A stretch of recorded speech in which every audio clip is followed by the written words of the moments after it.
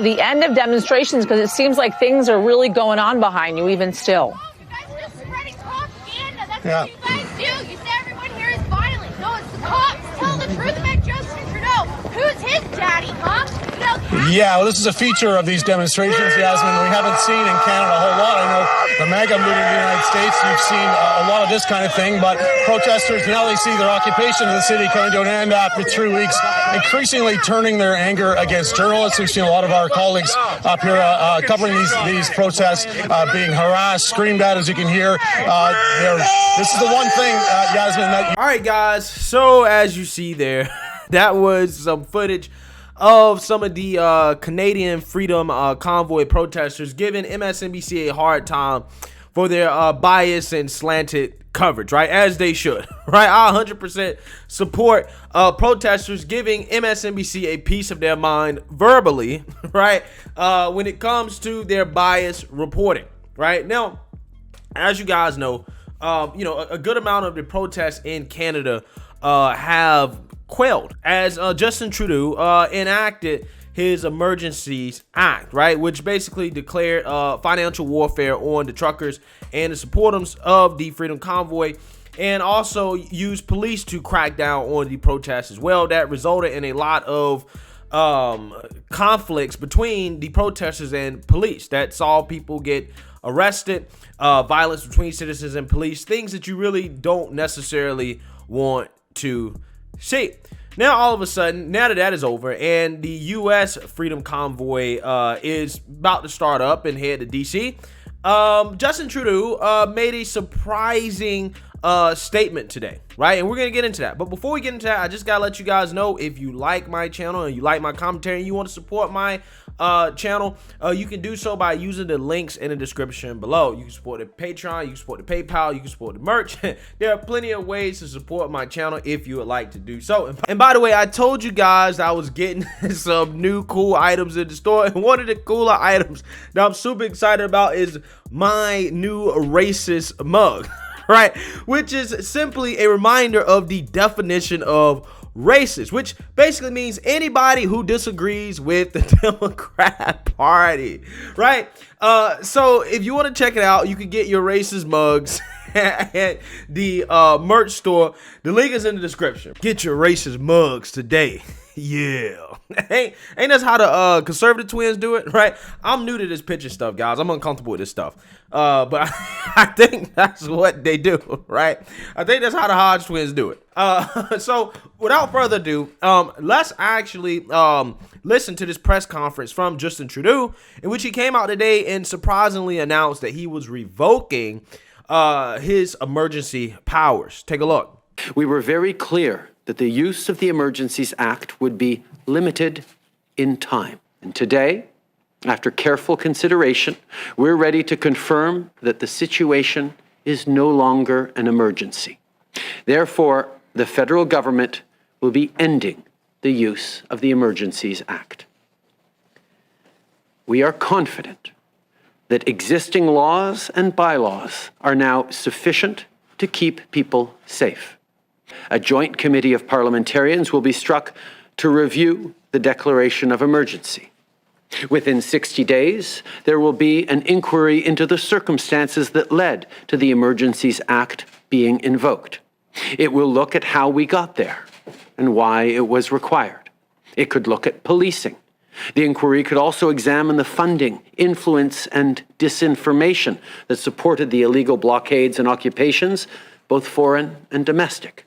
Going forward, it'll be important that we gain a fuller understanding of what gave rise to this kind of disregard for laws and threat to our democracy.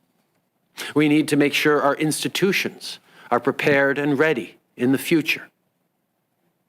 While the immediate emergency situation is over, this issue won't just go away. All right, guys, so there you have it.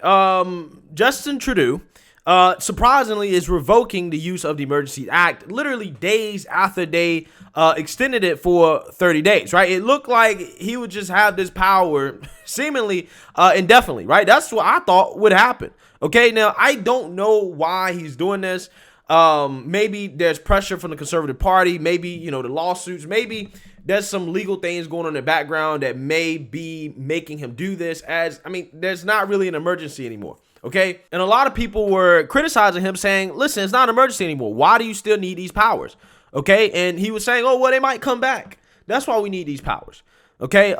So again, I'm not sure exactly why he's doing this, but apparently this includes him revoking the police powers and also the financial powers as well, that led to the freezings of the truckers' bank accounts and people who were supporting the protest. Now, there's still some bank accounts and financial assets that will be frozen from other court orders as well. So again, as far as I know, this guy is repealing the power. Now, you know, who knows? I mean, he may have realized how hypocritical it was for him to keep these powers, as he's also basically issuing sanctions on Russia, citing how he didn't like how Vladimir Putin was being authoritarian, right? He said he was fighting against authoritarianism while showing the world that he's actually an authoritarian in the mode of Xi Jinping, right? So I don't know, man. Maybe this guy realized what he was doing wasn't necessarily a good look, okay? That could be what it comes down to. But with that being said, this is happening as there's a new freedom convoy that is revving up here in the United States. And we talked about this a little bit before. However, today it is really just getting started, as you have people that are now headed from all across the country, places like California, up north, the West Coast. They're headed to Washington, D.C., right? They're going to converge on Washington, D.C., and hopefully peacefully protest a number of issues. So with that being said, I want you guys to listen to the strong message that the Freedom Convoy USA is delivering to Joe Biden. Take a look.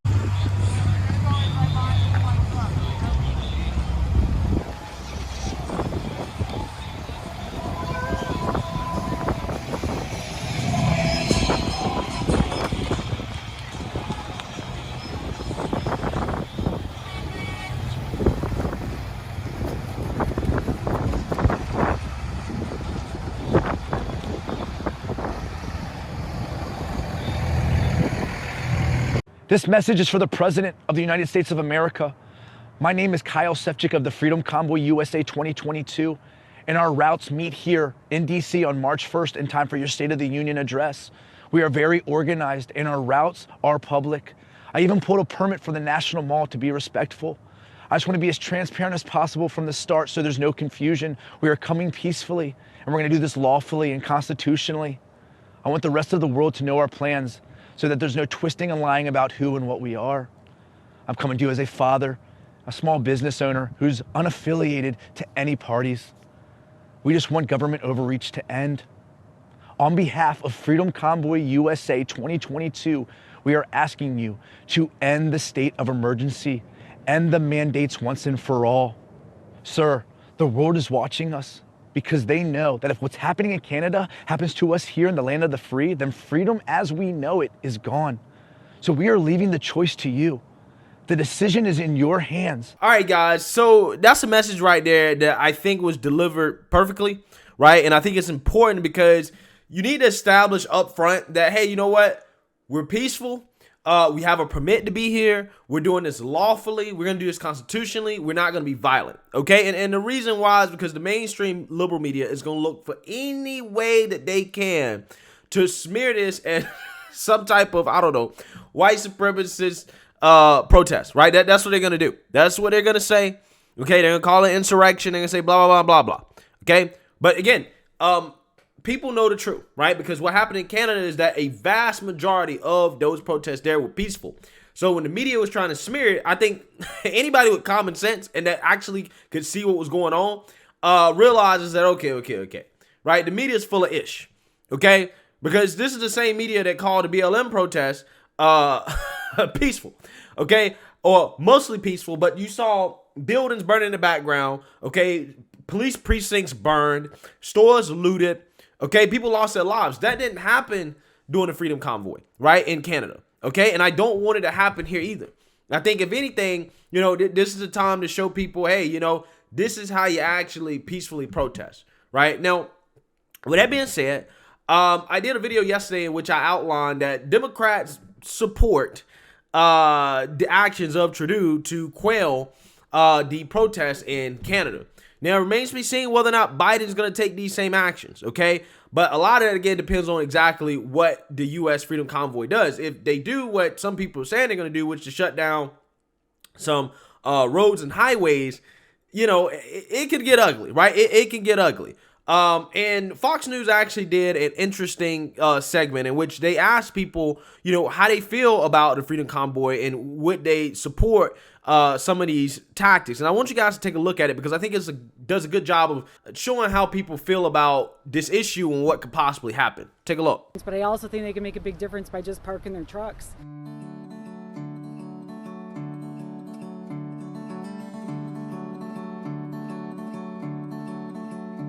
Well, sometimes you need to take extra measures to get your point across and do things that need to be done. I said go for it. I think it's going to make the prices go up and the supply get limited, and I think it's going to make life harder. Support it. Absolutely support it. I think it's great. I'm a proponent for the mandates because, you know, my community, the black community, has really been impacted by COVID. So I'm a proponent of making the mandates because we got to get a control of it. It keeps mutating, so we got to get a control of it. I think that getting rid of all the mandates and letting everyone get back to normal and live more like we do down here in Florida is a really good thing. So yes, I would support it in that respect. As long as they are being peaceful, as long as they're not getting violent with counter protesters there or the police. 100%. I feel like the government is overstepping what they're supposed to be doing, and the people are using this as a way to show their disapproval. Everyone has the right to peacefully protest and state their opinions in regards to how they think the government is or isn't doing. They've had them before in Kansas. They go across I-70. They don't hurt anybody, you know, they don't slow anybody up. They're just making a statement. But I don't agree with them like they did in Canada, you know, blocking the bridges or going to D.C. and doing the same thing now. I worry about them, I think, sometimes too, because they're with what they did up in Canada and all the freezing of assets, you know, the crackdown that they're doing on those guys up there for peaceful protesting, it just doesn't seem right. Yeah, I share some very similar sentiments as those people, right? You know, it's one of those things where I am iffy about shutting down the DC Beltway. I think that again could lead to some things that I really don't want to see happen, right, to these truckers. And, you know, also on top of that, I did not like seeing BLM shut down traffic and shut down roads and stuff like that either. So, you know, with that being said, you know, it's one of those things where I'm just like, you know, I'm not necessarily sure if, you know, I can be 100% on board with those type of tactics, considering, you know, the disturbance that causes, right? But with that being said, again, you know, the mainstream liberal media told us that being against people blocking the roads and stuff is racist, okay? So I don't want to be a racist and say too much about that, okay? And also on top of that, it's one of those things where I think in some situations, it may be necessary to, you know, show the mainstream media that, hey, you know, this stuff hurts, right? And give them a taste of their own medicine. So, I mean, I'm neither here nor there, even though, like I said, it is one of those things I think is a sticky subject. But in general, I you know, am supportive of peaceful protest, right? And anybody's right to peacefully protest, regardless of what it is and why they're protesting, right? For these people, if BLM wants to do that, you know, when Amir Locke got shot, you know, I said, hey, listen, you know, I can see why you would peacefully protest over this. But when they started talking about destroying buildings and vandalizing stuff like that, I'm like, all right, I can't support that. You know what I'm saying? So again, I just hope that this stays overwhelmingly peaceful. And I hope that, you know, conflict is not provoked by, you know, law enforcement or the media or anything like that.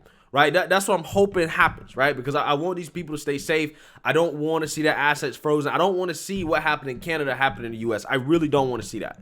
OK, I really don't. OK, and I think that's what a majority of people are worried about. I think a majority of people are like, yeah, I support this and they're right to peacefully protest. But we don't want to see people get hurt and things go south, right? That's the last thing I want to see. So let me know what you guys think. Make sure you like, comment, and subscribe. Most importantly, share a Black conservative perspective. Peace.